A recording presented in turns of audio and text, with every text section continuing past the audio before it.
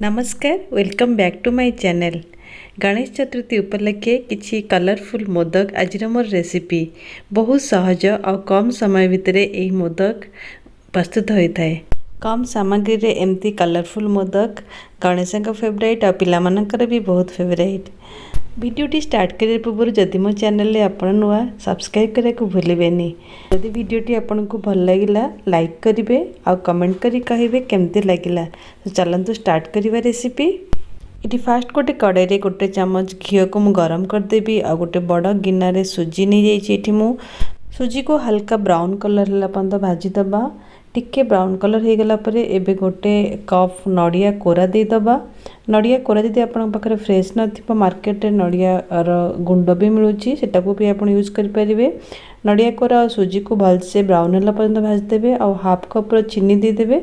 मुझे कम चीनी नहीं कहीं मु कंडेंस मिल्क यूज करची। तापर किछि ड्राई फ्रूट्स दे देबे। ड्राई फ्रूट्स रे मुझे आलमंड खाली नहीं आपन पसंद अनुसार आपन ड्राई फ्रूट्स नहीं जिवे। तो ये मोर ये भजाटा प्रस्तुत हो गला। यहाँ मोर बेस कंटेनर हम सबू कलर मोदक प्रस्तुत पाई मुझे गोटे कड़े बाहर कर देछि। ये सुजी नड़िया भजा को मुझे 4 भाग करदेवी। फास्ट गोटे भाग में गोटे कंडेन्स 3 ରୁ 4 चामच देदेवी। मोर फास्ट मोदक है येलो कलर से मुझे केसर को टिके क्षीर रे बतुरी देथिली आ ताको मु एबे दे देबी आ एटा येलो कलर बेस हे जिवो।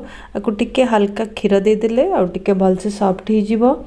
बस गोटे 2 मिनट जाए को कुक करंतु और कंसिस्टेंसी बेसी पतला करेनि एमती तार जमती वीडियो देखाऊँ सेमती रखिए। और मोर बेस प्रस्तुत हो गला येलो कलर मोदक पाई। नेक्स्ट मोर मोदक है रेड कलर। एपाई से गोटे पार्टर मु सुजी और नड़िया भजा नहीं 2 ରୁ 3 टेबल स्पून कंडेंस मिल्क नहीं और टिके मिल्क देदेवी टिके सॉफ्ट हाँपाई।